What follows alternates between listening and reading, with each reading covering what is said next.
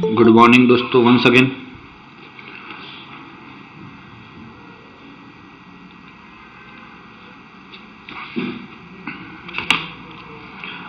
गई काले आपणे कदाच तमने याद होय तो हेनरी नो नियम, हेनरीस लॉ आपणे स्टडी करेलो।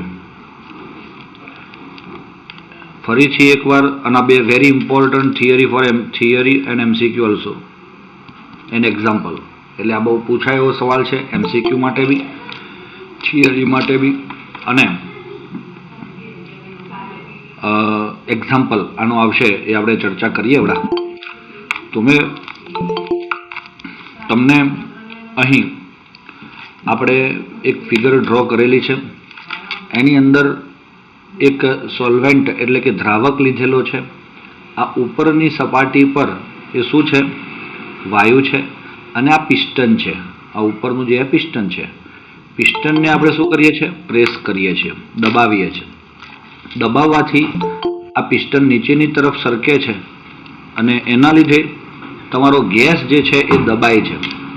અને ગેસ દબાવવાથી શું થયું કે ગેસ અંદરની તરફ દાખલ થયો।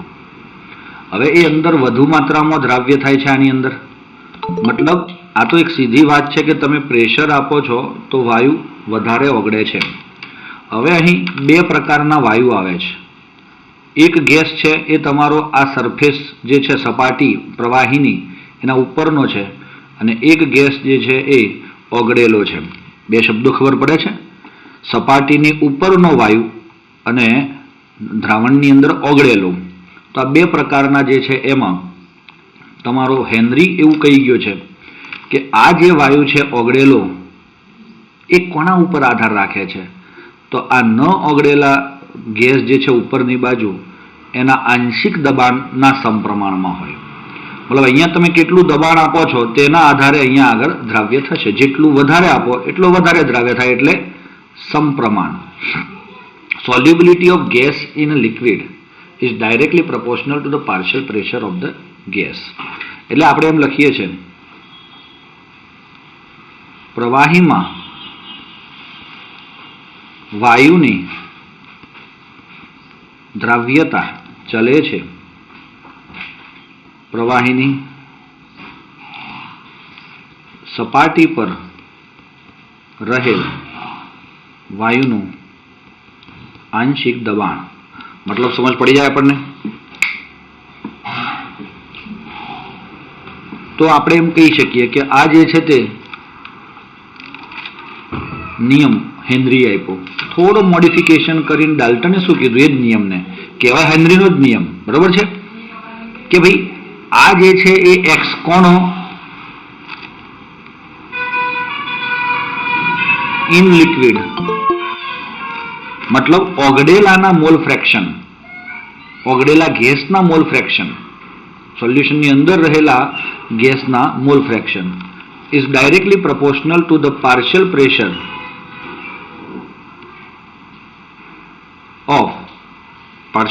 ઓફ ધ ગેસ, હે ને? પાર્શિયલ પ્રેશર ઓફ ગેસ એ આપણે કીધેલું ને તમને? યસ। તો આ P is proportional two x and P is equal to KH into X।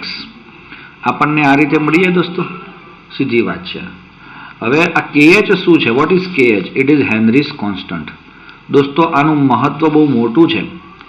Suppose તમે N2 ગેસ લઈ લો તો તમને એવું ન હોય કે N2 ગેસ માટે આનું વેલ્યુ કોન્સ્ટન્ટ હોય। N2 ગેસ 298 કેલ્વિન ટેમ્પરેચર પર X જેટલું હોય તો 300 કેલ્વિન ટેમ્પરેચર પર એ બદલાઈ જાય છે, વધે છે। આ ઇન્ક્રીઝ થાય, ટેમ્પરેચર વધે તો KH પણ વધે છે। ખબર પડી? એટલે આપણે એમ કીધું કે T is proportional to KH। પણ તમને એ તો ખબર છે કે T is inversely proportional to the solubility, મતલબ દ્રાવ્યતા। અહીંયા તમે શબ્દ ગુજરાતીમાં વાપરશો દ્રાવ્યતા સોલ્યુબિલિટીની જગ્યાએ। તો દોસ્તો આ એક નિયમ તમે હેનરીનો ભણી ગયા છો, સાચી વાત છે દોસ્તો? એમાં કોઈ ડાઉટ આપણને હોય તો એ આપણે ક્લિયર કરી શકીએ છીએ। હવે આગળ વધીએ કે આ જ ફોર્મ્યુલાને અનુલક્ષીને એક ગ્રાફ આપણે પ્લોટ કરીએ છીએ. બહુ મસ્ત ગ્રાફ છે બેટા, બહુ ધ્યાન રાખીને જોશો. P બરાબર KH ઇન્ટુ એક્સ છે ને, P is equal to KH into x. આ હેનરીનો નિયમ છે. એનો ગ્રાફ બેટા આ ટાઈપનો પ્લોટ થાય છે. જોજો તમે,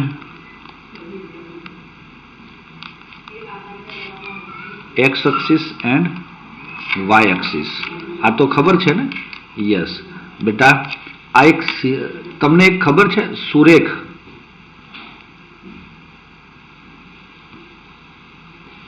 સમીકરણ, લાઈન ઇક્વેશન? કોઈને ખ્યાલ હોય તો માઇક ઓન કરીને બોલી શકે. બોલો બેટા. Line equation.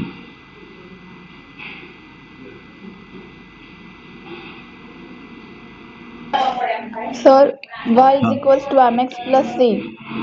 Absolutely right. y is equal to mx plus c. આ ફોર્મ્યુલા તમારું લાઈન ઇક્વેશન છે. આ ફોર્મ્યુલા 10th માં શાયદ તમે ભણ્યા છો. તો આ ફોર્મ્યુલામાં આ y જે છે એ y અક્ષ છે, y અક્ષિસ. આ x છે એ x અક્ષિસ છે, અને આ m છે એ સ્લોપ છે, ગુજરાતીમાં એને ઢાળ કહેવાય. અને c જે છે એ ઇન્ટરસેપ્ટ છે, આંતરછેદ કહેવાય. અને બેટા જે ફોર્મ્યુલા, જે સૂત્ર આ સૂત્રને અનુસરે એ હંમેશા સીધી રેખા જ હોય. એટલે જ્યારે ત્યારે આપણે ગ્રાફ પ્લોટ કરીએ ને ત્યારે આ સૂત્રની સાથે જ સરખામણી કરવામાં આવે છે. અને એ ખાસ ગંભીરતાથી બેટા યાદ રાખવાનું છે. y બરાબર mx પ્લસ c થાય છે. y બરાબર mx પ્લસ c આપણને મળે છે. અહીંયા આગળ જો આ સૂત્રની સરખામણી કરીએ છીએ તો y ની જગ્યાએ શું છે? આંશિક દબાણ p આમ જતા વધે. અને x એટલે શું છે? તો x મોલ અંશ. તો દોસ્તો એટલે મોલ ફ્રેક્શન. તો તમને ખ્યાલ આવી જાય છે કે આ ગ્રાફની અંદર આ y બરાબર mx પ્લસ c, c ની વેલ્યુ કેટલી છે? 0. c એટલે intercept on x and on y axis. મતલબ આ y અક્ષને જો કોઈ લાઈન રેખા છેદે તો એ y ઉપર આવે છે. તો એની વેલ્યુ તો 0 છે. તો 0 તો ક્યાં હોય? અહીંયા હોય ને, ઓરિજિન પર. ઓકે, ચલો હવે હું જે તમને કહું છું કે આ ઓરિજિન ઉપર y હોય તો અહીંયા આ તમારું લાઈન રેખા સાથે એકદમ મેચ થતું ફોર્મ્યુલા છે. હા હોય તો હા બોલો દોસ્તો. આ તમે આ બે ઇક્વેશન જે દેખાય છે એને તમે આ ઉપરના ઇક્વેશનને y સાથે મેચ કરી દીધું તો થાય છે? યસ. અને થાય તો તમારો ગ્રાફ આનો કેવો મળે? સીધી લાઈન મળે, સીધી રેખા મળે, સ્ટ્રેટ લાઈન મળે. હવે તમે જુઓ અહીંયા કે આ જે છે એ તમારો ઓરિજિનમાંથી પસાર થતો હોય તો બેટા આમાંથી સીધી રેખા આમ જાય. હા, તો સીધી રેખા તો ઓરિજિનમાંથી જાય તો આમ જ જવાની ને. યસ. તો દોસ્તો આ રીતે આપણો આ જે ગ્રાફ છે એ આના અનુલક્ષીને મળ્યો. સપોઝ તમને સ્લોપ પૂછવામાં આવે m ની વેલ્યુ, તો એ તમારો શું થાય? કોઈને ખબર છે તો લખીને મોકલે. આ જે ગ્રાફ મળ્યો એનો સ્લોપ કેટલો?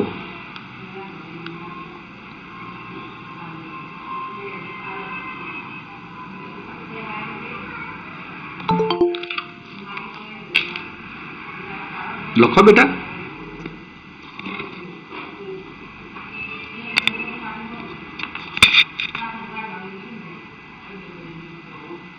tan theta. સરખામણી કરવાની છે, સરખામણી. y upon x. No.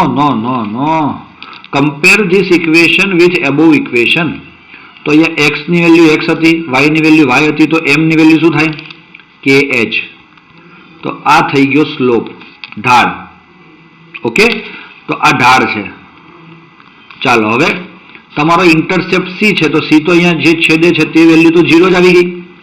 એટલે આ ગ્રાફ તમને અહીં મળે છે. કોઈ ડાઉટ છે? નથી. મને ખબર છે તમને કોઈ ડાઉટ નથી.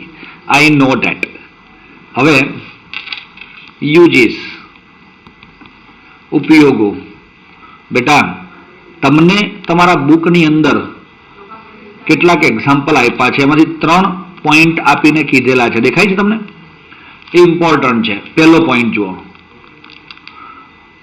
કે ભાઈ હળવા પીણા અને સોડા વોટરમાં CO2 ની સાંદ્રતા વધારવા માટે બોટલને ઊંચા દબાણ હેઠળ બંધ કરવામાં આવે છે. आपने जो भी सोडा की बोतल है वो बनाने के लिए आप गैस जो CO2 है उसको क्या करते हो? प्रेशर देते हो और उसको इसमें सॉल्युबल करते हो. तो यहां पे भी ये हेनरी का लॉ यूज हुआ. कुछ समझ में आया? स्कूबा डाइवर एक वर्ड ये आया, कल ही हमने बात की थी.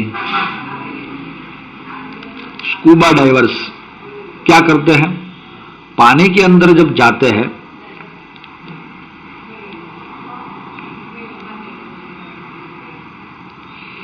जब पानी के अंदर जा रहे हैं ये लोग, तो आपको तो पता है, ये सपोज हम बोल देते हैं कि ये समंदर है, इसके अंदर ये पानी की लहरें हैं. स्कूबा डाइवर बेचारा तैरता हुआ यहां से जा रहा है ना, सिलेंडर लगा के. तो यहां पे ये जो पानी का एरिया है उधर आपको पता होगा कि क्या होता है? ऑक्सीजन डिसॉल्व होता है. क्या होता है? ऑक्सीजन डिसॉल्व होता है. वो शायद आपको पता है. तो वहां पे जो ऑक्सीजन डिसॉल्व है वो, और ये बोतल अपने साथ लेके गया है, उससे वो ऑक्सीजन ले रहा है, तो ये दोनों का जो प्रेशर होता है वो मैच होना चाहिए. और तभी क्या होगा कि वो जो ऑक्सीजन ले रहा है उस उतना प्रेशर वो उसके श्वसन के लिए जरूरी होगा और वो अच्छे से सर्वाइव कर पाएगा अंदर. मतलब એમ કહેવા માંગે છે કે જ્યારે સ્કૂબા ડાઈવર દરિયાની અંદર જાય છે ત્યારે પોતાની સાથે સિલિન્ડર તો લઈ જ જાય છે, બધાને ખબર છે. તો એ સિલિન્ડરની અંદર જે ગેસ ભરવામાં આવે છે એ ગેસ સિંગલ ગેસ ન હોય, મિક્સચર હોય છે. એનું પ્રેશર અને બહાર જે લિક્વિડ છે, પાણી છે, એની અંદર ઓક્સિજન જે ઓગળેલો છે એનું પ્રેશર, એ બે મેચ થાય તો જ એ વ્યવસ્થિત એનું શ્વસનનું કાર્ય કરી શકે છે. અને હવે શું થાય કે એ જ્યારે દરિયાની ઊંડે જતા રહે, બહુ નીચે, ત્યારે ત્યાં એને ઓક્સિજન બહુ ઓછો હોય, પણ ધીરે ધીરે ઉપર આવે તેમ એમાં પ્રેશર ઇન્ક્રીઝ થાય છે. એટલે એના લીધે શું થયું કે સપાટી પર આવે એટલે આમ એનું પ્રેશર જે સિલિન્ડર હોય એ પ્રેશર અને બહારનું પ્રેશરમાં ડિફરન્સ આવવો જોઈએ. અને એવું થાય ત્યારે જ એ અંદર સર્વાઈવ કરી શકે. નહીતર એની જે વેઇન્સ હોય, કેશ નળીઓ અથવા તો એની જે બ્લડની વેઇન આપણે કહીએ છીએ તે બધી બ્લોક થઈ જાય છે. કારણ કે એમાં નાઇટ્રોજન જે છે ને એ આપણા બોડીની અંદર ઓક્સિજનની અંદર એ બ્લડની અંદર એ ઓક્સિજન સાથે નાઇટ્રોજન પણ રહી જાય. એટલે બ્લડની વેઇનની અંદર શું થાય? આ વેઇન હોય ને એની અંદર આ બ્લડ સર્ક્યુલેશન થતું જ હોય. એમાં N2 એ પરપોટા ફોર્મમાં હોય, આમ પરપોટા. બરાબર છે? હવે આવા પરપોટા થાય એટલે એ બહુ ખરાબ સ્થિતિ કહેવાય છે. એને બેન્ડ સ્થિતિ કીધી અહીંયા. બરોબર છે? આ પરપોટા થાય ને એને બેન્ડ સ્થિતિ કીધી, બેન્ડ સ્ટેજ. ઓકે? એટલે આવી પરિસ્થિતિ એ બહુ દુઃખ આપે એવી હોય, પીડાકારી હોય અને જીવન માટે ભયરૂપ છે. મતલબ આ બહુ વધી જાય તો સ્કૂબા ડાઈવર જેવો બહાર આવે એવો તરત જ એને શ્વાસ લેવામાં તકલીફ પડે અને તેનો ડેથ પણ થઈ શકે.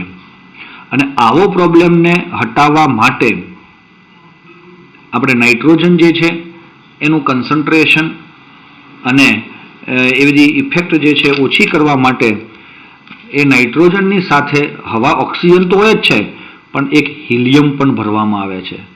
એટલે helium plus nitrogen plus oxygen એ સિલિન્ડરની અંદર ભરવામાં આવે છે. ઓકે બેટા, તો આ કેટલો 11.7%. આ નાઇટ્રોજનથી બચવા માટે હિલિયમ નાખ્યો, યાદ રાખજો. અને આપણો જે આ છે એ 56.2% અને આ 32.1% જેટલો કોણ યુઝ થાય છે? ઓક્સિજન. તો દોસ્તો અહીંયા પર્સન્ટેજ વાઇઝ તમે જુઓ તો આ O2 જે છે એ એકચ્યુઅલી જો થોડી ઘણી હું વાત કરું તમને પર્સન્ટેજના આધારે, દાખલા તરીકે આ 100 ગ્રામ હોય તો આ 1 મોલ કીધો, એની સામે આ 28 to the 26 તો આ 2 મોલ થઈ ગયો, અને આ 4 તો આ 2.5 મોલ અરાઉન્ડ થાય. કોણ? હિલિયમ. તો દોસ્તો આ આવી રીતે જ્યારે આપણે ભરીએ છીએ ત્યારે હિલિયમ કેમ યુઝ કરવો પડ્યો? તો નાઇટ્રોજનની ઝેરી અસરથી બચવા માટે આપણે હિલિયમનો યુઝ કર્યો છે. ઓકે દોસ્તો, ચલો. એટલે આ એક વેલ્યુ આપણે યાદ રાખવાની છે. જો ઓક્સિજન એકલો કામ ન કરે સિલિન્ડરની અંદર, એટલે એનો થોડો નિષ્ક્રિય બનાવવા માટે આપણે નાઇટ્રોજન વાપરીએ છીએ. અને નાઇટ્રોજન કેમ વાપરે? ડાયોક્સાઇડ ઓનલી હિલિયમ ના વાપરી શકીએ? પણ એવું ન હોય દોસ્તો. આપણે જ્યારે અહીંયા એટમોસ્ફિયરની અંદર રહીએ છીએ ત્યારે આપણને એટમોસ્ફિયરની અંદર ઓક્સિજન સાથે નાઇટ્રોજન મળે છે. એટલે આપણું બોડી નાઇટ્રોજન સાથે ટેવાયેલું છે, હિલિયમ સાથે નથી. પણ અંદર જાય ત્યારે ઓક્સિજન તો એનું કામ કરે છે, પણ નાઇટ્રોજન આડા કામ કરે છે. એટલે એનાથી બચવા માટે હિલિયમ એડ કરવામાં આવે છે. તો ક્લિયર થાય છે? જો અમે મોલ્સ લખ્યા ને એટલે થોડો ઘણો તમને આઈડિયા પણ આવી ગયો કે ભાઈ 1 મોલ એટલે 32 ગ્રામ થાય, પેલો 2 મોલ્સ એટલે 56 ગ્રામ થાય, અને 2.5 કારણ કે હિલિયમનો એટોમિક માસ પરમાણુ દળ 4 છે, તો 4 દુ 8 અને પછી 12 જેવો છે, એટલે એ લગભગ તમારો 2.5 અરાઉન્ડ થાય છે. એટલે તમને થોડો ઘણો આઈડિયા પર્સન્ટેજનો યાદ રહે એના માટે તમને આપ્યું. ઓકે છો બચ્ચા? નંબર 3. ચલો, સ્કુબા ડાઈવરની સ્ટોરી ખતમ. હવે આવે છે કે જ્યારે તમે હિલ સ્ટેશન ઉપર જાઓ, ક્યાં? પારનેરા ડુંગર ઉપર? નહીં. તો એ હિલ સ્ટેશન ઉપર જ્યારે ધજા આપણે લગાવવાની હોય, અથવા તો આપણે એમ કહીએ કે આપણે જવું છે ક્યાં?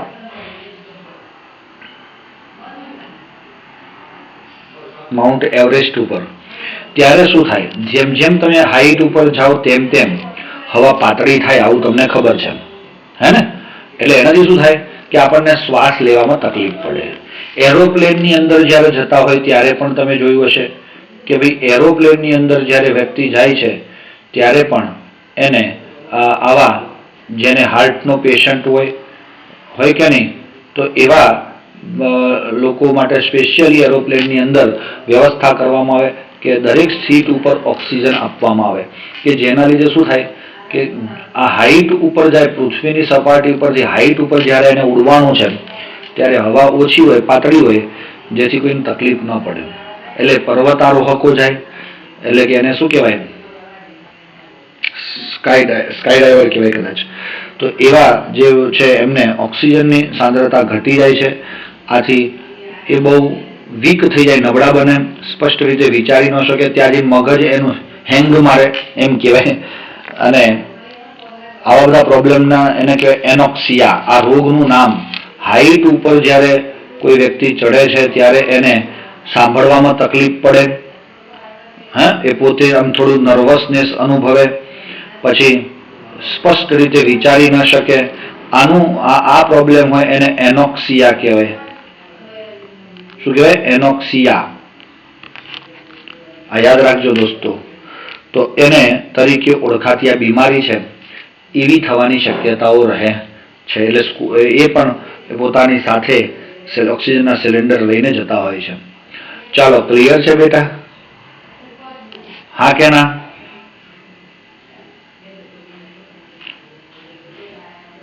ઓકે. તો તમારે આ રીતે આને વર્કમાં લેવાનું છે. હવે જુઓ,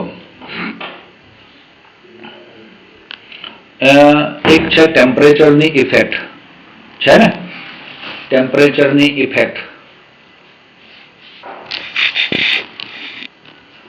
તો શું છે ટેમ્પરેચરની ઇફેક્ટ? એ આપણે ગઈકાલે જોઈ છે. ગેસ માટે ગેસિયસ દ્રાવ્ય હોય અને લિક્વિડ દ્રાવક હોય ત્યારે જે સોલ્યુશન બને છે દ્રાવણ, એ વખતે હીટ પ્રોડ્યુસ થાય, ઉષ્મા. એટલે આ પ્રક્રિયા ઉષ્મા ક્ષેપક કહેવાય. કઈ રિએક્શન કહેવાય? ઉષ્મા ક્ષેપક. એટલે કે આને એક્ઝોથર્મિક કહેવાય છે.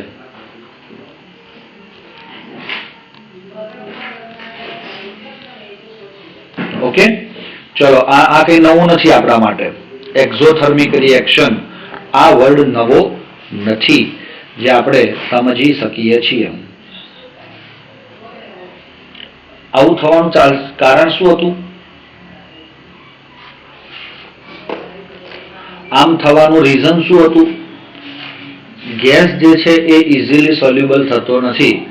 એને તમે પ્રેશર આપો ત્યારે એ ઓગળે છે ને. લવ-ચેટેલિયરના કોન્સેપ્ટ પ્રમાણે temperature increase, solubility decrease. Okay, તો આ વસ્તુ બહુ ઇમ્પોર્ટન્ટ છે એમસીક્યુ માટે. ચલો, એક સુંદર એક્ઝામ્પલ હવે આપણે કરવા જઈ રહ્યા છે. તો કરવો છે એક્ઝામ્પલ?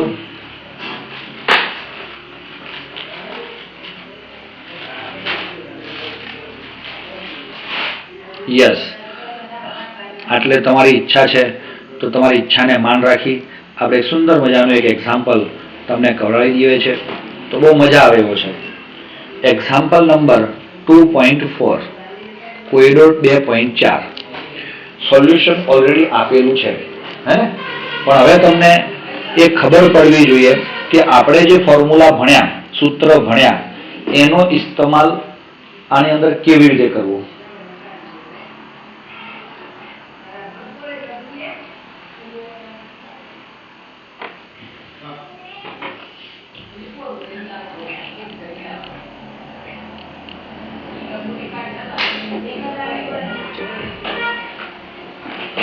चलो, तो दोस्तों अब हम देख रहे हैं इधर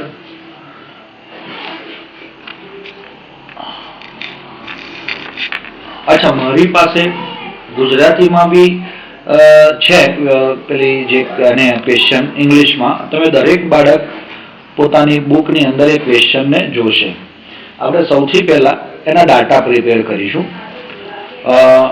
જો નાઇટ્રોજન વાયુને 293 કેલ્વિન તાપમાને પાણીમાંથી પસાર કરવામાં આવે, જોજો બેટા, નાઇટ્રોજન વાયુને, હા, ગેસ કયો છે? અહીંયા આપણે ડાટા બનાવીએ છીએ. ગેસ કયો છે? N2. એનું ટેમ્પરેચર કેટલું છે? 293 કેલ્વિન તાપમાને પાણીમાંથી પસાર કરીએ છીએ. સમજો. જુઓ બેટા, આ તમારે ક્યાંય ફિગર ડ્રો કરવાની જરૂર નથી, પણ આ એક હું બતાવું છું તમને. તમે તમારા નોલેજ માટે આ ધ્યાન પર લેશો. એક સિલિન્ડર છે મારી પાસે નાઇટ્રોજનનો, હે ને? એ નાઇટ્રોજનના સિલિન્ડરમાંથી એક પાઇપ કાઢી આપણને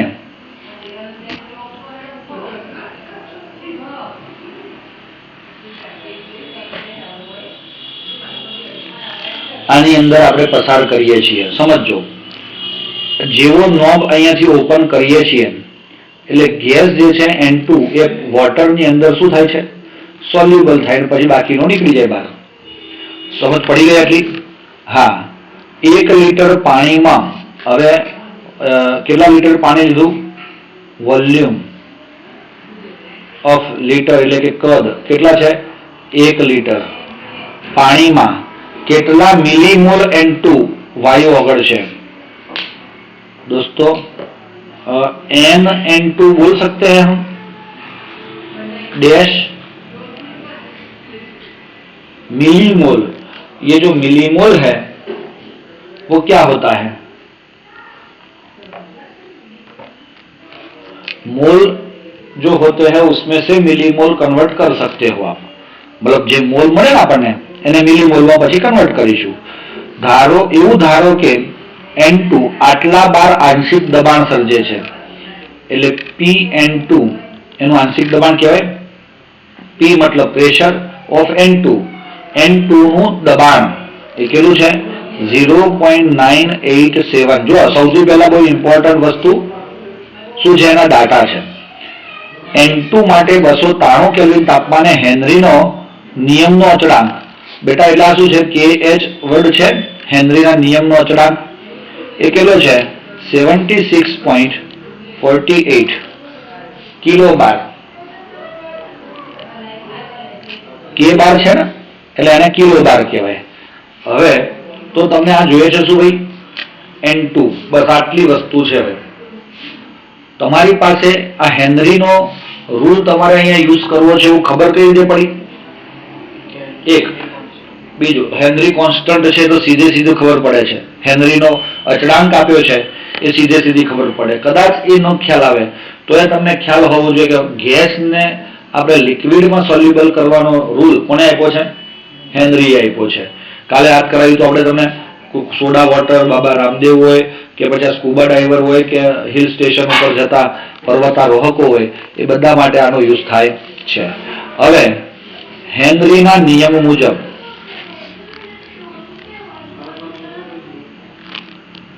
Pn2 is equal to KH into XN2. ચલો કેટલા બાળકો આ વસ્તુ જાણી શકે છે, સમજી શકે છે? આ ફોર્મ્યુલા તો આપણને ખબર પડી છે ને? તો આનાથી આપણને શું મળે? XN2 is equal to Pn2 upon KH. કોઈ શક નથી. જુઓ બેટા, હવે Pn2 કેટલું? 987. એકમ થઈ જાય છે 12, હે ને? અને આ KH કેટલો? 76.48. પણ કિલો બાર છે. જુઓ, આ કિલો બાર અને 12 કોઈ દિવસ મેચ ના થાય એટલે આપણે આને પણ 12 માં કન્વર્ટ કરવું પડે. ગુણ્યા 10³ મલ્ટીપ્લાય 10³ કરશો એટલે આપણને મળી જશે 76.480 બાર. 12 કેન્સલ. આનો આન્સર શું આવે છે? I want to know from you.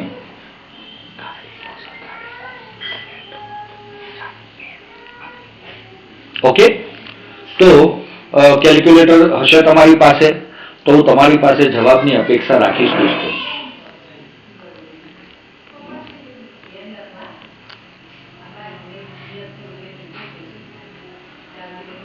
જલ્દી.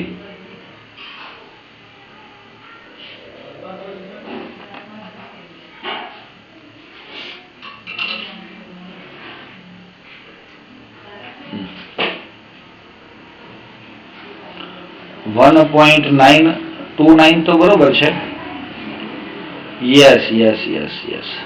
તો બેટા આપણને આઈ થિંક મળે છે 0.0000129, હે ને? આટલો આન્સર આવે છે. 12 નહીં, 1299 ઇમ્પોર્ટન્ટ છે અહીંયા. આ આન્સર તમને મળ્યો હોય તો આપણે એને એમ ના કહી શકીએ 1.29 into 10⁻⁻5 ના કહેવાય? કહેવાય કે ન કહેવાય? યસ. તો આ વેલ્યુ આપણો XN2 થઈ ગયો. What is XN2?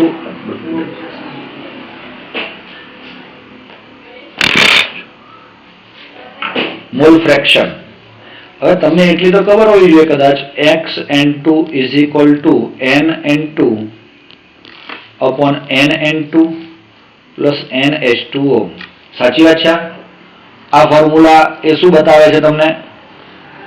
N2 ના મોલ અંશ બરાબર N2 ના મોલ ભાગ્યા ટોટલ મોલ. ઓકે, તો ચલો તમારી પાસે આ બે માંથી શું શોધવાની ઈચ્છા છે? તો હવે હું એમ કરું, જોજો બેટા, XN2 બરાબર NN2 upon NN2 plus NH2O વેર જ્યાં NN2 is very very very less than NH2O. આવું લખી શકું? મતલબ NN2 એ NH2O કરતા ખૂબ ઓછો છે. તમે આ સિલિન્ડરમાંથી આવતો ગેસ જોઈ રહ્યા છો અહીંયા? હે, શું થઈ રહ્યું છે? એકદમ ધ્યાનથી જુઓ, ઝૂમ કરીને જુઓ, એવું લાગે તો કે આની અંદર જે પરપોટા આવે છે ને સાહેબ, એ અંદરથી સીધા ઉડીને બહાર જ જતા રહે છે. અંદર આમ સ્ટોર થતા હોય એવું લાગતું નથી.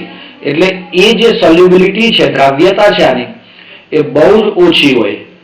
કોની કમ્પેરિઝનમાં? જે પાણી છે એની કમ્પેરિઝનમાં. એટલે અહીંયા N2 બહુ ઓછો ઓગળેલો હોય પાણીની કમ્પેરિઝનમાં. એટલે આપણે ગણતરી જે કેલ્ક્યુલેશન છે ઇઝીલી થાય. એના માટે શું કરીએ છીએ કે પેલાને અવગણીએ છીએ, નિગ્લેક્ટ કરીએ છીએ. ઓકે, તો આપણું ફોર્મ્યુલા હવે શું થઈ ગયું? XN2 બરાબર NN2 upon NH2O. આ કેટલા બાળકોને ખબર પડી?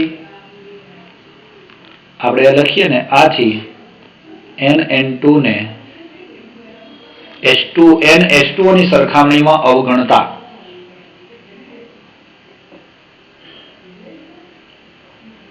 ચલો હવે તમને એ તો ખબર પડી ગઈ. તમે જે શોધવું છે ને એની બહુ નજીક છો હવે. NN2 તો X2 into NH2O. મેં કાંઈ નવું નથી કર્યું બેટા. આ હેનરીનો ફોર્મ્યુલા આવીને આ તો આન્સર મળી ગયો. મોલ ફ્રેક્શન મળ્યો તમને, મોલ અંશ, પણ તમને મોલ જોઈએ છે એટલે મોલ શોધવા માટે તમારો આ ફોર્મ્યુલા છે. અને હવે આને નિગ્લેક્ટ કેમ કર્યું એ પણ ધ્યાન પર લેવાની જરૂર છે. હવે બેટા NH2O શું કહેવાય? WH2O upon MH2O થાય. વજન ભાગ્યા આણ્વીય દળ. WH2O કેટલું છે સાહેબ? કદ આપ્યું છે આટલું, બરાબર 1 kg માસ થાય એનું. ભાઈ જોજો, તમને ન ગમે તો ના પાડજો સાહેબ. કેવી રીતે એમ પૂછી લેજો કે 1 લીટર બરાબર 1 kg કહેવાય પાણીને. આવું ખબર હોય તો હા કહો, ના ખબર હોય તો ના પાડો.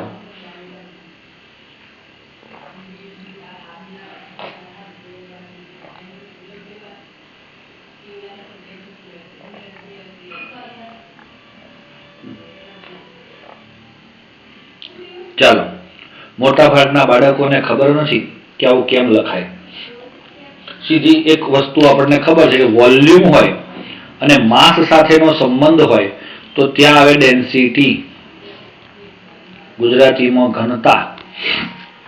પાણીની ઘનતા 1 છે અને એના લીધે ડેન્સિટી 1 છે.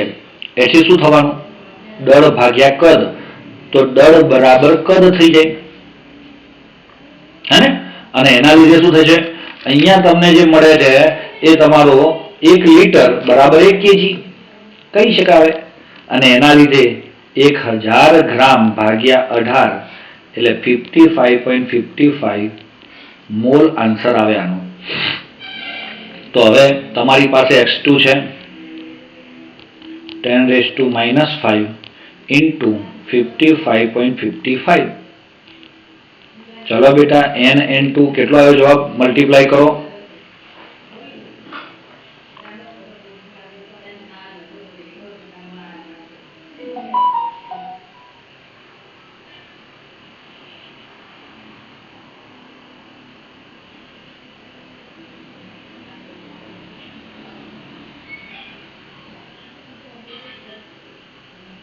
જલ્દી જલ્દી, બહુ ઇમ્પોર્ટન્ટ એક્ઝામ્પલ જો આ.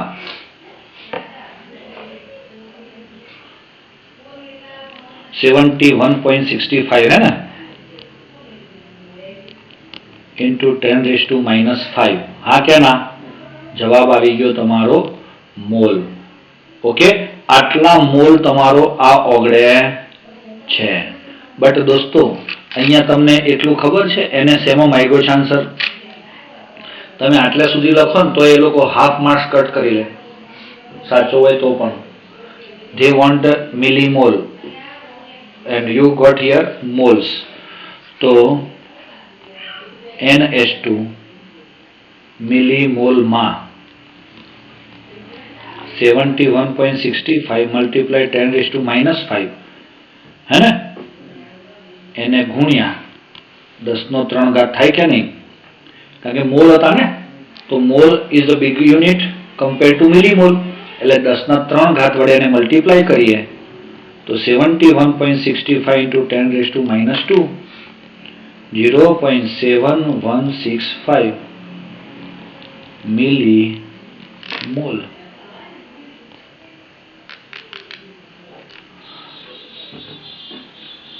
એક રૂટ સેટ કર્યો તમે. કેવી રીતે આ એક્ઝામ્પલ કર્યો આપણે? કોઈ શક ડાઉટ છે દોસ્તો? Hello, ready? અને જુઓ, તમને પણ આપણે ઘરેથી કોઈ કામ કરવા આપીએ છીએ ને, તો એને ખરેખર એ જ દિવસે તમે ક્લિયર કરશો તો આટલા ઇઝીલી તમને એ એક્ઝામ્પલ આવડી જશે. અધરવાઇઝ કાયમી ફાફા મારશો તો એ નહીં મેળ પડે.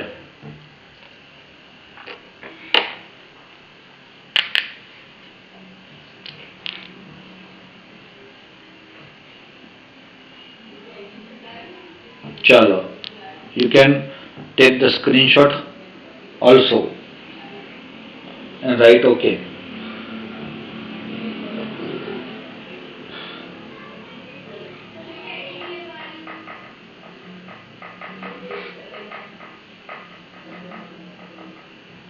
Done.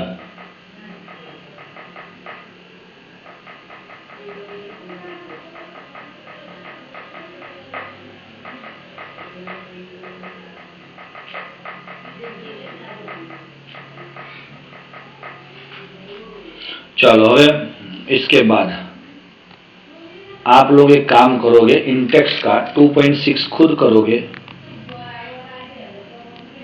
2.7 कर रहे हैं हम.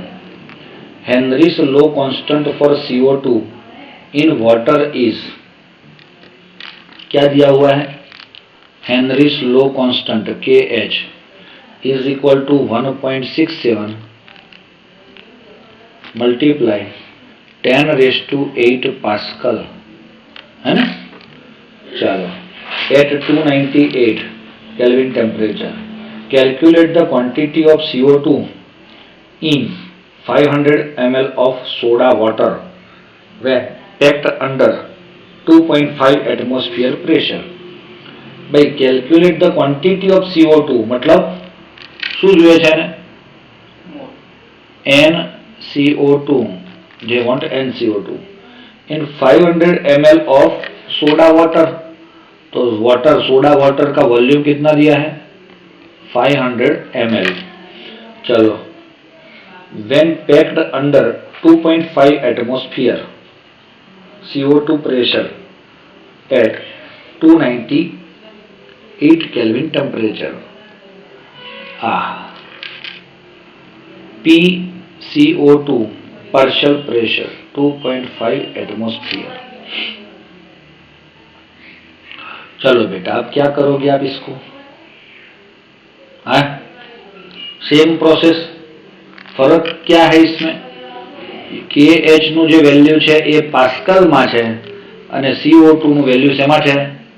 ATM માં છે. પ્રોસેસ તો સેમ જ કરવાની થાય, પણ તમને PCO2 is equal to KH into XCO2 ફોર્મ્યુલામાં આ બંને યુનિટ એક જ સેમમાં હોવા જોઈએ.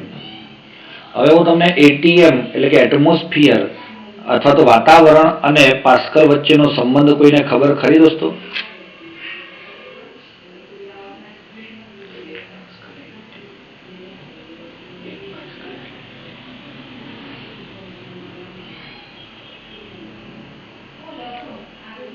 જુઓ, આની અંદર ટેમ્પરેચર વાળી વાત આપે છે ને,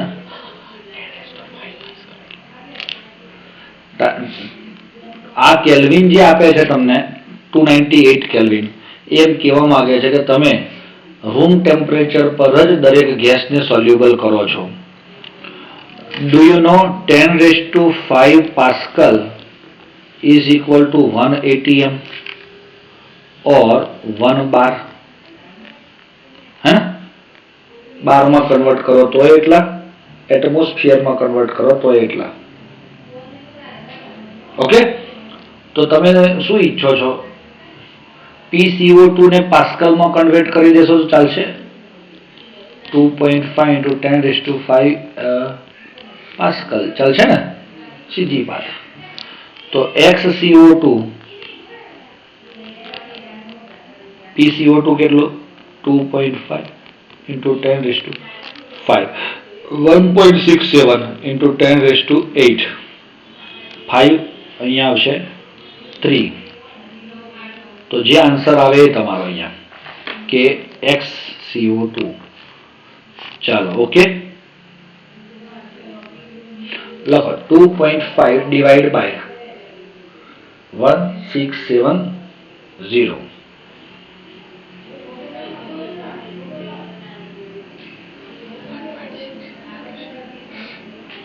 ડાયરેક્ટ કરો યાર. I think 0.0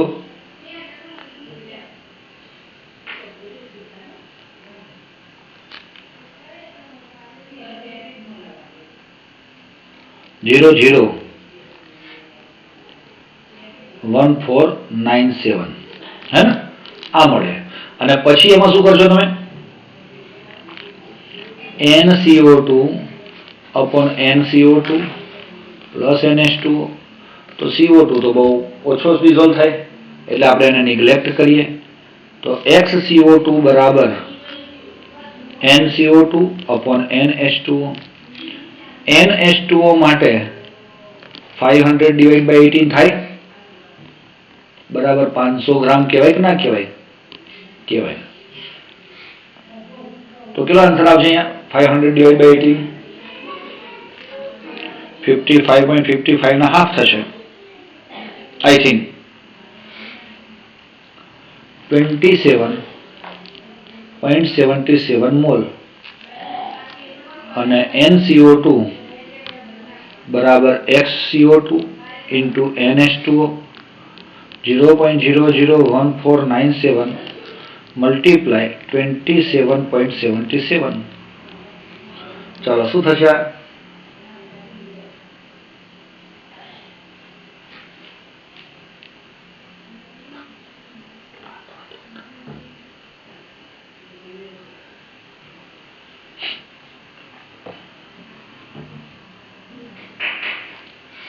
0.04157 mall. આ જવાબ. CO2 છે, O2 નથી. ચાલો, એટલે હેનરીનો એક્ઝામ્પલ તમને આવડી જાય દોસ્તો? હે? તો હેનરી ખુશ થઈ જાય? બિલકુલ ખુશ થાય. કેમ ના થાય ભાઈ? હે?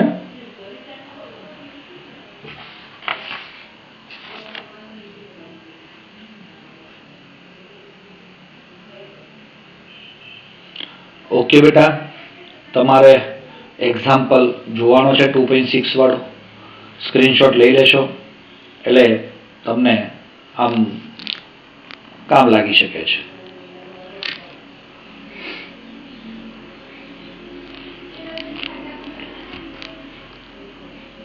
જીલ લખ્યું છે?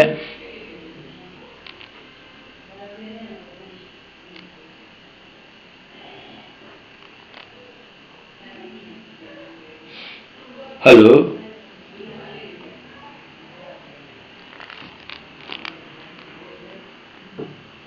જીલ? Yes, very good. ચાલો હવે નેક્સ્ટ ટોપિક બહુ મસ્ત ટોપિક આવે છે. જો ધીરે ધીરે આપણે સોલ્યુશનની અંદર ગેસને લિક્વિડમાં ડિઝોલ્વ કર્યો એને સોલ્યુશન બનાવ્યું ને? યસ. હવે એક મસ્ત પ્રકારનો ટોપિક આવે છે, vapour pressure of liquid solution. શું ભાઈ? Vapour pressure of liquid solution એટલે શું? પ્રવાહી દ્રાવણનું બાષ્પ દબાણ. બધું ભૂલી જાઓ ભાઈ. તમને પ્રવાહી દ્રાવણ ખબર છે? હે? ના સાહેબ, આમ તો ગાંડા છીએ. અમને લિક્વિડ સોલ્યુશન ખબર ના પડે? પડે છે? આ શું છે? લિક્વિડ, હે ને? એમાં કોઈ સબસ્ટન્સ એડ કરી દીધો હોય, કોઈ પદાર્થ ઓગાળી દીધો હોય તો આપણે એને શું કહીએ છીએ? Liquid solution. ઓગળી ગયેલો છે, આપણને દેખાતો નથી તેવો છે. હવે તમને ખબર છે, આને ઢાંકણ આમ ઢાંકી દઈએ તો શું થાય? આને આમ ઢાંકણ ઢાંકી દીધું ઉપરથી, ત્યારે આ સરફેસ ઉપરથી લિક્વિડના જે કણો છે એ ક્યાં જાય? ઉપર જાય. અને અહીંયા આગળ ભેગા થાય બધા, ગ્રાઉન્ડમાં મસ્તી કરે, ક્રિકેટ રમે. હા, હવે ત્યાં રમે એટલે એની ઇફેક્ટ, એનું પ્રેશર આ દિવાલ પર લાગે. હા, જે રીતે પ્રેશર કુકર શબ્દ એમ કેમ આપ્યો? એ પ્રેશર જ આપે હંમેશા. અને એ ગમે ત્યારે જો ખરાબ થઈ ગયું એનું વિસલ વગેરે તો એ ફૂટવાના બી ચાન્સીસ વધારે રહે છે. એટલે હવે સાંભળો ભાઈ, સૌથી પહેલા મારે તમને વેપર પ્રેશર સમજાવવું છે. એમાં વેપર અલગ અને પ્રેશર અલગ. તમને ખબર છે બાષ્પ એટલે કે વેપર કોને કહેવાય? જ્યારે લિક્વિડ ગેસમાં કન્વર્ટ થાય તો એ વેપર કહેવાય. હા, ચલો. પણ એને પ્રેશર આપવાની વાત આવે છે તો આ પ્રેશર આપે છે. પહેલા અહીંયા બે જ મોલેક્યુલ હોય. દાખલા તરીકે આ ઘરની અંદરથી બાળકો ફળિયામાં રમવા જાય એટલે ફળિયામાં પ્રેશર વધે. બે જણા રમતા હોય તો પ્રેશર કેવું હોય? ઓછું હોય. 3 જણા થાય તો ઓર વધે. 5 જણા થાય, 10 જણા થાય, ફળિયામાં જેટલા 25 બાળકો હતા તો 25 બાળકો જ્યારે આવી જાય અંદર તો હવે પ્રેશર કોન્સ્ટન્ટ થઈ ગયું. હવે પ્રેશરમાં વધારો નહીં થાય. જેટલું 25 જણાથી થાય છે એનાથી 26માં આવવાનો નથી. અને 26મો કદાચ ઘરમાંથી બહાર આવે છે તો પેલામાંથી એક જતો રહે છે. ખબર પડી? એમાંથી પાછો એક જતો રહે ઘરે. કારણ કે ત્યાં ગ્રાઉન્ડની અંદર 25 જણા જ સમાઈ શકે છે. એટલે માટે ત્યાં આગળ કોન્સ્ટન્ટ 25 જણાને કારણે જે પ્રેશર લાગે છે એ પ્રેશર કોન્સ્ટન્ટ થયું. અને એ કોન્સ્ટન્ટ જ્યારે પ્રેશર થાય એ વખતનું જે પ્રેશર હોય વેપરનું એને શું કહેવાય? Vapour pressure. સીધી વાત. 1-2 મોલેક્યુલ બહાર આવીને પ્રેશર કરે એને આપણે બાષ્પ દબાણ નહીં કહીએ. પણ એક તમને ખબર છે સંતુલન, ઇક્વિલિબ્રિયમ. તો આ ઇક્વિલિબ્રિયમ રચાય, સંતુલન રચાય ત્યારે જે પ્રેશર હોય તેને શું કહેવાય? Vapour pressure. એને જ કહેવાય બાષ્પ દબાણ. હવે બેટા, આ મેં તમને અહીંયા એક બીકર આ આપ્યું. આ જે કણ ઓગળેલા હતા ને એ ઘન હતા, એટલે સોલિડ હતા. અને પેલું જે છે એ કોણ છે? લિક્વિડ. પણ એવું બીજું બીકર લઈએ આપણે. આ પાણી છે. શું છે? પાણી. ઓળખો છો? H2O લિક્વિડ હોય ને, અને એમાં આપણે આલ્કોહોલ નાખ્યો છે. જુઓ, દેખાય છે બધાને? હે, દેખાય તો ન હોય પણ એ મિશ્ર થઈ જાય તો આ છે આલ્કોહોલ. એ પણ કેવો છે? લિક્વિડ. તો સોલ્યુશન તમારા 2 પ્રકારના. હવે આને હું આમ કરું બંધ ઢાંકણથી તો આ વેપર બને. હે, કોણ બને? યસ, આ રેડ કલરના પાર્ટિકલ જે છે હું કહું છું આલ્કોહોલના છે. હે, અને આ બ્લેક કલરના પાર્ટિકલ છે એ આપણે કહીએ છીએ કોના છે? વોટરના છે. તો એમ મતલબ થઈ ગયું કે અહીંયા તો 2 જણા આવ્યા. તો અહીંયા આગળ જે આ બેના કારણે જે પ્રેશર લાગે એને વેપર પ્રેશર જ કહેવાય ને. અને એનો સિમ્બોલ શું હોય છે ખબર છે? વેપર પ્રેશરનો સિમ્બોલ પણ શું આપ્યો છે? P. પાર્શિયલ પ્રેશરનો પણ શું આપ્યો હતો? P. ખબર પડી? અને નોર્મલ પ્રેશરનો પણ P. એટલે આ યાદ રાખવાનું, કારણ કે આ પ્રેશર જ છે એક ટાઈપનું. ઓકે બેટા, ચલો. હવે આપણે જે કહીએ અહીંયા કે અહીંયા જે છે એ આ ઓનલી બ્લેક પાર્ટિકલના કારણે જ લાગ્યો. હવે બ્લેક પાર્ટિકલ હું તમને અહીંયા એ બી રેડ કરી દઉં કે વધારે ખ્યાલ આવે. આ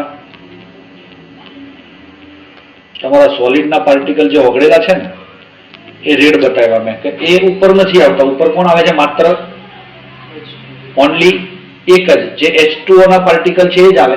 કારણ કે પેલો દાખલા તરીકે તમને એમ પૂછું કે પાણીની અંદર મેં ખાંડ નાખી હોત અથવા તો સોડિયમ ક્લોરાઇડ નાખ્યો હોત તો જ્યારે ઇવોપરેશન થાય ત્યારે વેપરમાં એટલે કે બાષ્પમાં સોડિયમ ક્લોરાઇડ કે ખાંડ આવે? હા કે ના બોલો? દરિયાનું પાણી જ્યારે બાષ્પીભવન પામે છે તો સાથે મીઠું પણ લઈ જાય છે? ના લઈ જાય. બરોબર છે. સોડિયમ ક્લોરાઇડ તો દરિયામાં મૂકી જાય છે એટલે દરિયો દિન પ્રતિદિન ખારો થતો જાય. ખબર પડી? દિન પ્રતિદિન કેવો થતો જાય? ખારો. આ યાદ રાખજો. હવે કેમ કે એટલું બધું પાણી એ ઇવોપરેટ થાય અને પાછું જમીન પર પડે તો જમીન પરના જે ક્ષારો છે, સોલ્ટ છે, બધા ડિઝોલ્વ થઈને ક્યાં જાય? સમંદરમાં. એટલે સમંદરમાં તમારા સોલ્ટ્સ બધા ભેગા થતા જાય. પાછું ઇવોપરેટ થાય તો સમંદર તો ખારો જ થતો જાય ધીરે ધીરે. કરોડો વર્ષોની પ્રોસેસથી એ ખારો બન્યો છે, યાદ રાખજો. કારણ કે આપણને એમ લાગે કે સાહેબ દર વખતે એમાં મીઠું જ પાણી જાય તો ખારો કેમ બની ગયો? તો બધા સોલ્ટ્સ જે છે ધોવાઈને જાય છે એટલે એ ખારો બન્યો. ચાલો હવે આ જે છે એ શું છે ખબર પડી આપણને? આ બંનેનું પ્રેશર લાગ્યું એટલે આપણે એમ કહીએ છીએ કે આ PA અને PB બરાબર P ટોટલ થાય અહીંયા. હે? અને આમાં ખાલી P1 પરથી જ કહેવાય ને? હા કે ના? તો આપણે બે પ્રકારના સોલ્યુશન્સ છે, લિક્વિડ ઇન લિક્વિડ. આ કહેવાય કયું? લિક્વિડ ઇન લિક્વિડ, મતલબ પ્રવાહીમાં પ્રવાહી. અને બીજો છે સોલિડ ઇન લિક્વિડ. ચાલો ઓકે. તો આ બે પ્રકારના સોલ્યુશન્સ તમને ખ્યાલ આવી ગયો છે. એમાંથી સૌથી પહેલું આપણે જોવાની ઈચ્છા તીવ્ર થઈ રહી છે, વેપર પ્રેશર ઇન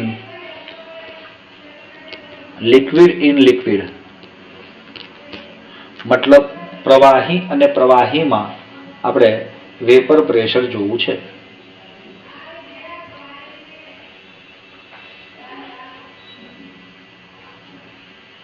ગુજરાતીમાં શું કહેવાય ને? પ્રવાહીમાં બાષ્પ દબાણ.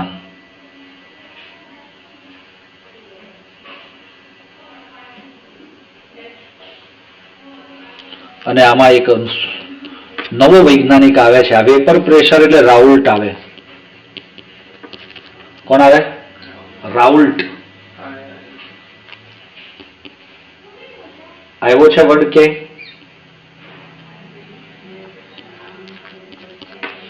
રાઉલ્ટ નો નિયમ આવશે,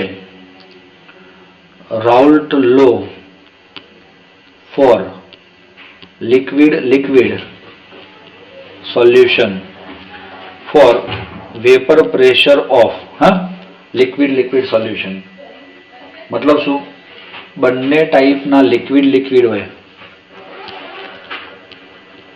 both are volatile. બંને કેવા હોય? volatile. એટલે કેવા? ગુજરાતીમાં બાષ્પશીલ.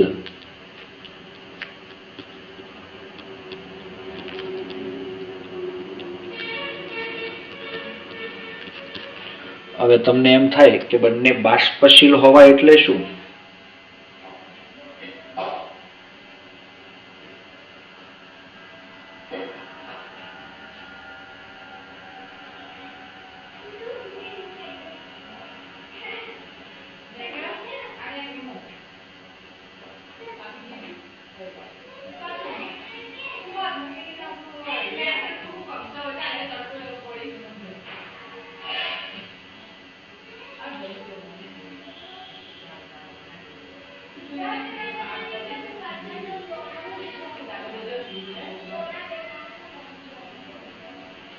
ચલો, બાષ્પશીલ નો અથવા તો વોલેટાઇલ નો શું મતલબ?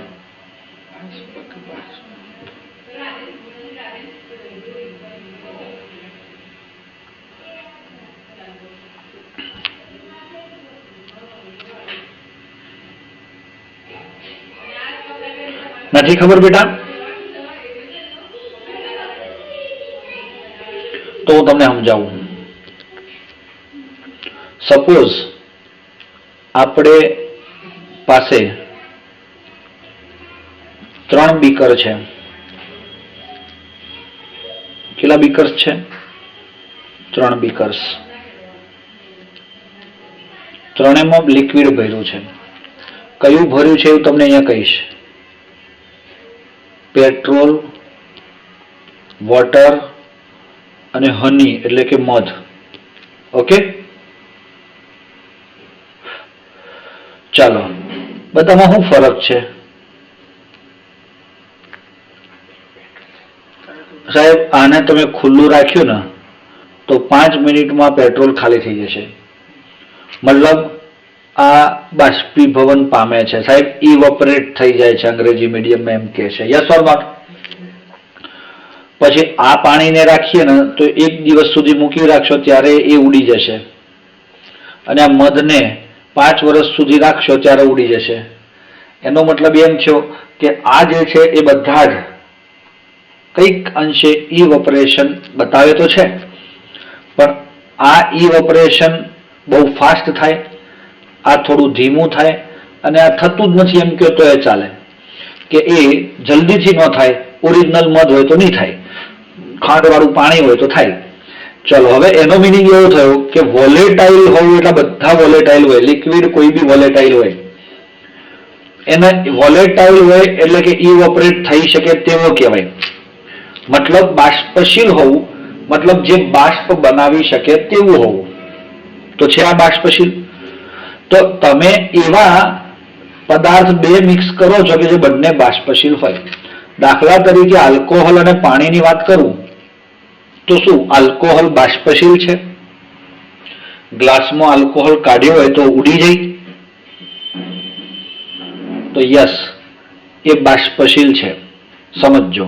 તમને ના ખબર હોય તો તમે સેનિટાઈઝર બહુ વાપર્યું, તો સેનિટાઈઝરમાં તો આલ્કોહોલ આવતો હતો ને, તો એ તમારો બાષ્પશીલ હતો, મતલબ વોલેટાઇલ હતો. હા, યસ સર. વોલેટાઇલના બીજા એક નોર્મલ વર્ડમાં એવું યુઝ થાય, નોન સ્ટેબલ. જે વોલેટાઇલ હોય ને એ સ્ટેબલ ન હોય એટલે ઉડી જાય હોય. ચાલો, એટલે એ છે. પાણી પણ બાષ્પશીલ છે. તમે આમ પાણીને સરફેસ ઉપર અથવા તો ફ્લોર પર ઢોળી દો તો એ ધીરે ધીરે પોતું ના મારો તો પણ ઉડી જાય ખરું? યસ. એટલે એ બધા વોલેટાઇલ છે. તો આપણે જે લેવાના છે તે બધા વોલેટાઇલ સબસ્ટન્સ લેવાના છે. કયા સબસ્ટન્સ લેવાના છે? Volatile substance. આ ક્લિયર છે? કેવા સબસ્ટન્સ લેવાના છે? વોલેટાઇલ લેવાના છે. તો બંને બાષ્પશીલ હોય તેના માટેનો નિયમ.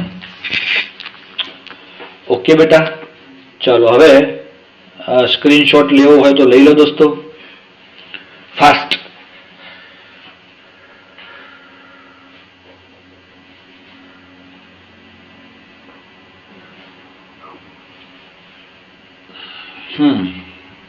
Okay, done.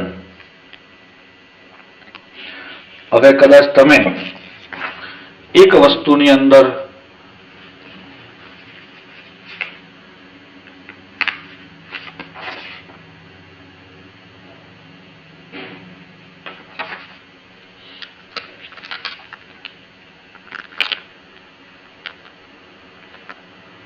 જુઓ બેટા, તમે 11th એક ડાલ્ટનનો નિયમ ભણ્યા હતા. ડાલ્ટન નામ યાદ છે? ડાલ્ટન. Yes sir. તો એને શું કીધેલું ખબર છે તમને? કે જ્યારે આ ગેસ આની ઉપર આવે ને, લિક્વિડ ઉપર, એટલે જે પ્રેશર લાગે ને, એ પાર્શિયલ પ્રેશર, એને P1 કહેવાય. સપોઝ ગેસ 1 માટે ઇઝ પ્રોપોર્શનલ ટુ x1. યાદ છે આવું? યસ. અને એવો બીજો ગેસ હોય, આ બીજું લિક્વિડ છે, લિક્વિડ નંબર 2 કાળા કલરનું આપણે બતાવીએ, હે ને? તો એનો જે ગેસ નીકળે એ કેવો હોય? કાળો હોય, એમ સમજો ને? તો એના લીધે જે પ્રેશર લાગે છે એને P2 કહીએ છીએ, ઇઝ પ્રોપોર્શનલ ટુ x2. આવું આપણે ડાલ્ટનના નિયમો ભણેલા. જ્યારે આ બેને ભેગા કરો ને તમે એટલે બંને વોલેટાઇલ તો છે જ ને, હે? Yes sir. આ બ્લેક અને આ રેડ. તો હવે ઢાંકણ બંધ કરો એટલે શું થાય? આ રેડના પણ પાર્ટિકલ હોય, યસ ઓર નોટ? અને બ્લેકના પણ પાર્ટિકલ હોય. તો આના ઉપર જે પ્રેશર લાગે એ કયું હોય? પી ટોટલ હોય ને? હા, એ આ બંનેના સરવાળા જેટલું હોય. P1 plus P2. તમારી થિયરી તો એ જ પૂરી થઈ જવાની લાગે છે. હવે શું થાય છે જુઓ, P1 આ પ્રોપોર્શનલ રિમૂવ કરીએ is equal to P10 into x1. આ P10 શું છે?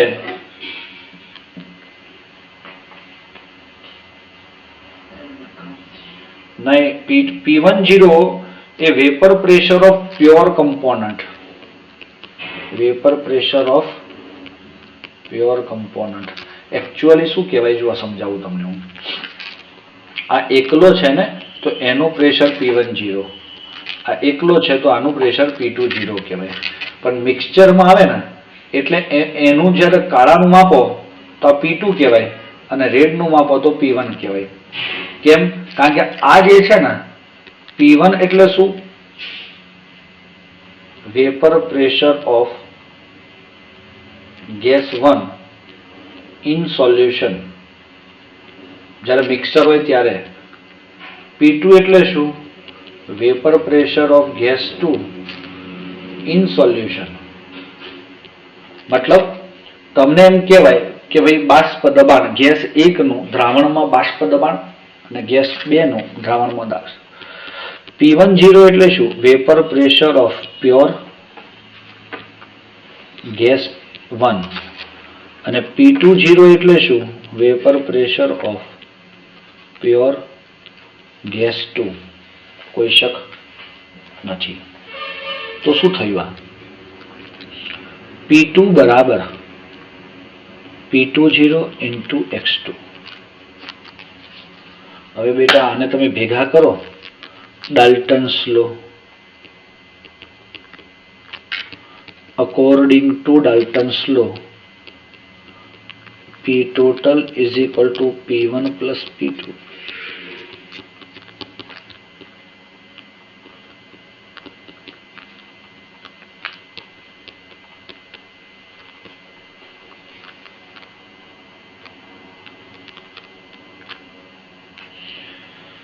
તો કોઈ શક છે દોસ્તો?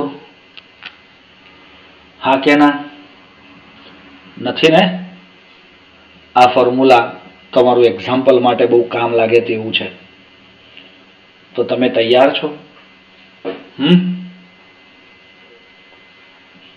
આ પણ એક ઇમ્પોર્ટન્ટ થિયરી પણ છે જે એક્ઝામ્પલ માટે પણ કામ લાગે છે.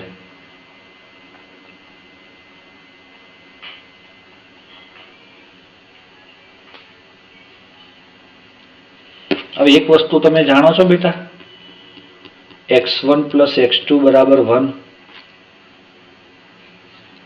કેટલા જણા જાણે છે આ વાત?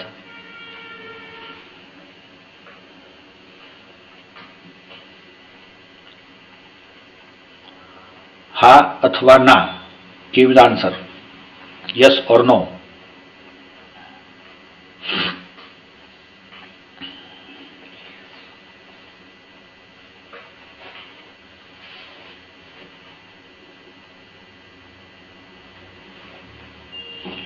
જ્યારે આપણે મોલ ફ્રેક્શન વાળો ટોપિક ભણેલા ત્યારે એની અંદર એક સેન્ટેન્સ લખાયેલું આપણે કે દરેક ઘટક મિશ્રણમાં રહેલા દરેક ઘટકના મોલ અંશનો સરવાળો 1 હોય. The summation of total mall fraction of total component is equal to 1. તો x1 is equal to 1 minus x2 થાય. હે? તો એને આપણે આમાં મૂકીએ તો શું કહેવાય? આમ P10 ઇન્ટુ 1 માઇનસ x2. તમારે આ જાણવા માટે અને થિયરી પૂછાય તો લખવા માટે, બાકી એક્ઝામ્પલ કરવા માટે તો આ જ ઇમ્પોર્ટન્ટ છે તમારું ફોર્મ્યુલા. થિયરી પૂછાવાની શક્યતાઓ 50% કહેવાય, બાકી એક્ઝામ્પલ પૂછાવાની શક્યતાઓ 80 to 90% છે. બરોબર? એટલે લગભગ થિયરી ઓછી પૂછાય છે, એક્ઝામ્પલ બહુ પૂછાય છે, એટલે આપણે એના ઉપર ફોકસ કરીએ તો સારું. ચલો, આટલે સુધી બધાને ખબર પડી ગઈ મેં જે કર્યું તે?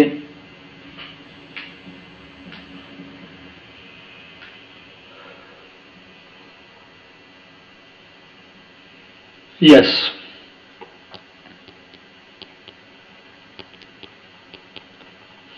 તો ચાલો, P10 પ્લસ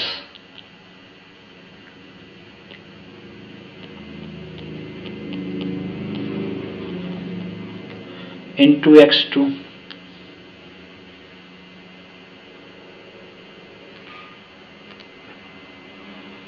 કોઈ શક છે દોસ્તો?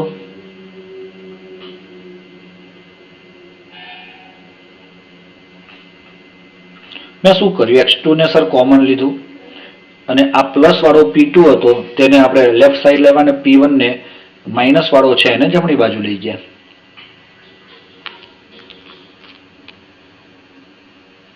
દરેક બાળક જાગૃત અવસ્થામાં છે?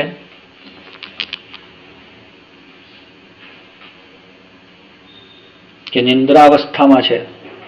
ચલો જલ્દી કરો બેટા. Yes Mehndi, you are alive. બાકીના ક્યાં ગયા? Yes Nabeel also. Good good, ફટાફટ બધા જાગી ગયા. ઋષિ ક્યાં છે? Rishi are you there? કે સુઈ ગયો બેટા પાછો? ઋષિ બી છે, સરસ સરસ. ચાલો હવે આ ફોર્મ્યુલા કઈ નવું નથી, બધું કોમન છે અને તમે આ બધા ફોર્મ્યુલાને પહેચાનો છો, જાણો પણ છો. હવે હું જે કહું છું તમને, એક સેન્ટેન્સ લખેલું છે તમારા બુકની અંદર, જુઓ. Following conclusion are draw from equation this.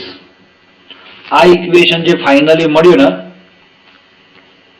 એના ઉપરથી 3 કન્ક્લુઝન તમને આપ્યા છે.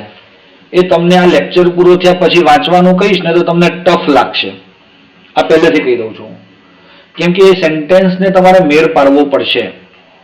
ઓકે, ચલો આ ફોર્મ્યુલા તો યાદ છે ને આપણને? તો જુઓ અહીંયા વર્ડ લખ્યો છે એ જોઈ લો. પહેલા, total vapour pressure over the solution can be related to the mole fraction of any one component. બેટા આ ટોટલ વેપર પ્રેશર એ કોઈ એકના જ મોલ ફ્રેક્શન પર ડિપેન્ડન્ટ છે? હાસ તો, કારણ કે આ ફોર્મ્યુલા શું કહે છે તમને, આમાં તમારો x1 છે, આ લાસ્ટ ફોર્મ્યુલામાં નથી. એ જ રીતે તમને x1 વાળું પણ ફોર્મ્યુલા મળે જેમાં x2 ના હોય? હા કે ના? એટલે એમ કહેવાય કે આ તમારા ફોર્મ્યુલાની અંદર શું નથી દોસ્તો? યસ, દ્રાવણ પરનું કુલ દબાણ ગમે તે એક ઘટકના મોલ અંશ સાથે સંબંધિત છે, આવું લખેલું છે બેટા. અને એ પહેલું વાક્ય અહીંયા પ્રૂવ થાય છે. સેન્ટેન્સ નંબર 2, દ્રાવણ પરનું કુલ બાષ્પ દબાણ ઘટક 2 ના મોલ અંશ સાથે રેખીય રીતે ચલિત છે. અહીંયા આ ફોર્મ્યુલા પરથી કીધું એને કે total vapour pressure over the solution varies linearly with the mole fraction of component 2, મતલબ x2 સાથે ડાયરેક્ટલી પ્રોપોર્શનલમાં છે. ચલો, એટલે ખબર પડી, x2 વધે તો ટોટલ પ્રેશર ઇન્ક્રીઝ થાય, સીધી વાત. ભાઈ આઈ થિંક તમને સમજ પડી રહી છે. તો number 1 topic clear, number 2 clear. હવે નંબર 3 જુઓ ગુજરાતીમાં. શુદ્ધ ઘટક 1 અને ઘટક 2 ના બાષ્પ દબાણ પર આધારિત દ્રાવણ પર કુલ બાષ્પ દબાણ ઘટક 1 ના મોલ અંશના વધારા પ્રમાણે ઘટે છે કે વધે છે? આ એમ કે છે કે તમારા આ P10 અને P20 આ બે કોણ છે? પ્યોર તમારા 1 અને 2 વાયુના શું છે? બાષ્પ દબાણ છે, વેપર પ્રેશર છે, હા કે ના? હવે એ ઘટક એક લ્યો તમે, આમાં તો એવું ચોખ્ખું કીધું કે x2 વધે તો p ટોટલ પણ વધે, પણ અહીંયા x1 વધે તો p ટોટલ વધે પણ ખરું અને ઘટે પણ ખરું. એ પોસિબિલિટી તમારા x1 ના ફોર્મ્યુલા ઉપરથી તમને ખ્યાલ આવશે. ચલો, ક્લિયર છે બેટા? હવે હું એક ગ્રાફ પ્લોટ કરું છું. શું? તમે જ્યારે આ થિયરી લખો ને તો આ 3 કન્ક્લુઝન પણ લખવાના થાય અને એક આ ગ્રાફ જે ડ્રો કરું છું એ પણ ડ્રો કરવાનો થાય. આ કન્ક્લુઝન જેને કહેવાય છે તારણો, આ 1, 2 અને 3 લખવાના. આટલે સુધી આ ફિગર ડ્રો કરી અને ફોર્મ્યુલા લાવવાનું, બીજું કામ. અને ત્રીજું કામ આવશે આપણે ગ્રાફ પ્લોટ કરવાનો. ચાલો, સ્ક્રીનશોટ લઈ લેશો દોસ્તો, જલ્દી. ઓકે,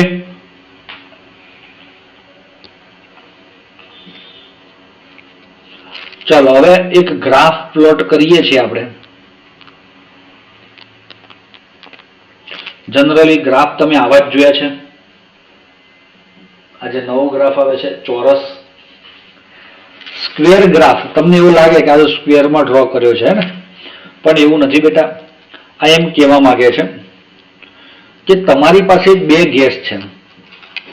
એક P1 છે is equal to P10 into x1, બીજો P2 છે P20 ઇન્ટુ x2. છે કે નથી? છે. હવે આમાંથી તમે મને એમ કહો, મેં 2 ગેસ તમને તમારી સામે રાખ્યા, ઇથેનોલ અને વોટર. બંને વોલેટાઇલ છે, બંને બાષ્પશીલ છે, આ તમને ખબર છે.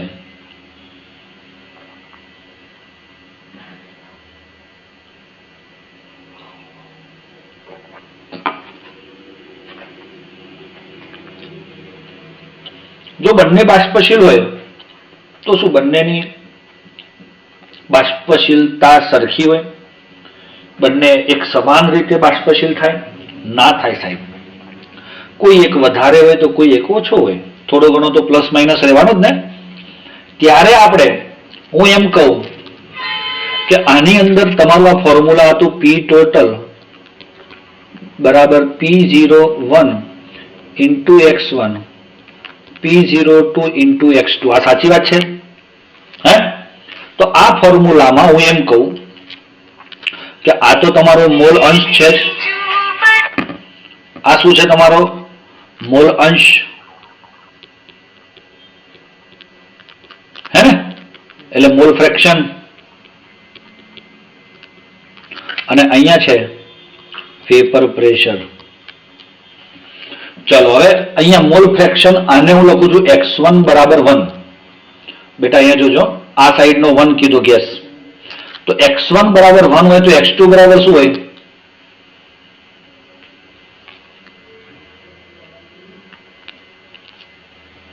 x1 બરાબર 1 હોય તો x2 બરાબર શું હોય? 0 હોય ને? કેમ? કારણ કે ટોટલ મોલ ફ્રેક્શન તો શું છે? 1, એટલે 0 હોય.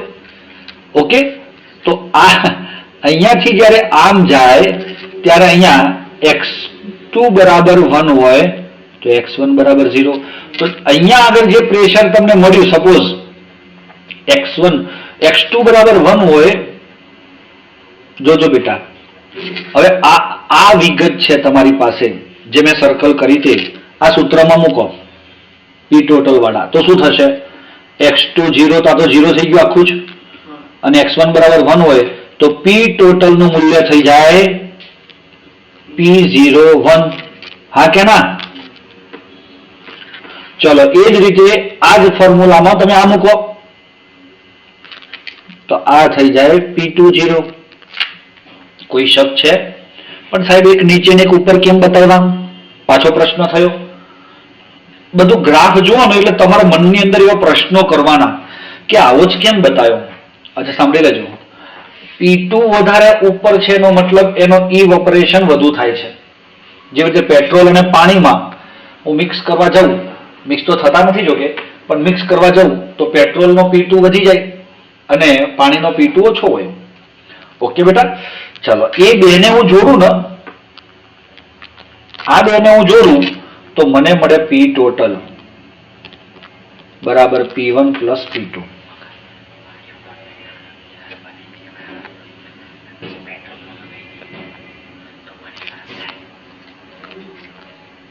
હવે આ ગ્રાફ જે છે ને P1 વાળો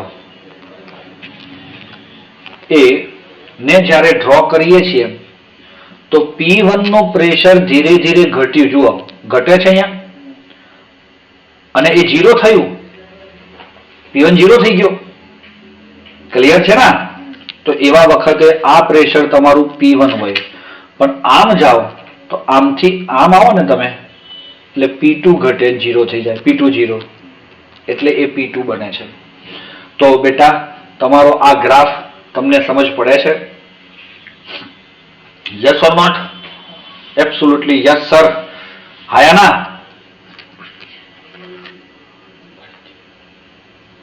હવે એક વાત મારે તમને સમજાવી છે. જો તમારે સમજવી હોય તો સમજવી છે ને? યસ બચ્ચા, વેરી ગુડ, બહુ સરસ. તો ચાલો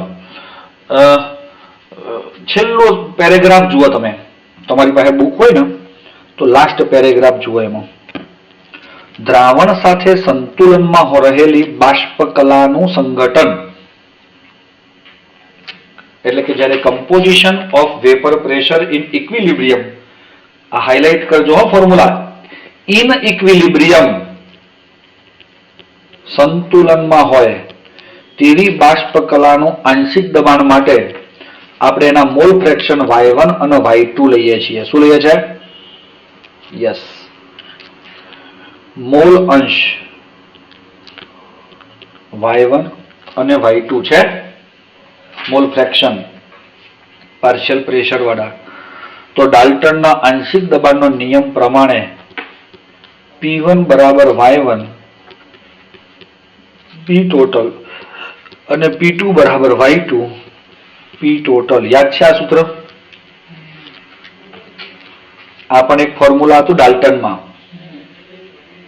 કે જે તમારે બહુ મસ્ત કામ લાગે તેવું ફોર્મ્યુલા છે અને એના બેઝિસ ઉપર તમને MCQ પણ પૂછાય છે સીધો.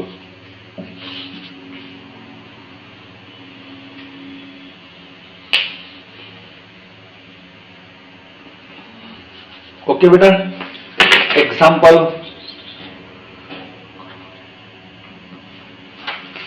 આ ફોર્મ્યુલા તમે પાકા કરો તો આપણે એક્ઝામ્પલ કાલે રાખીએ. શું કહે છે બાળકો? આજે કરવો છે કે કાલે કરવો છે?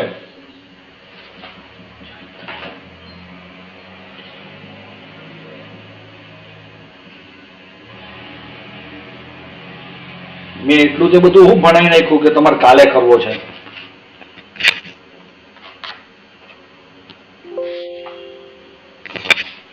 હે ભાઈ?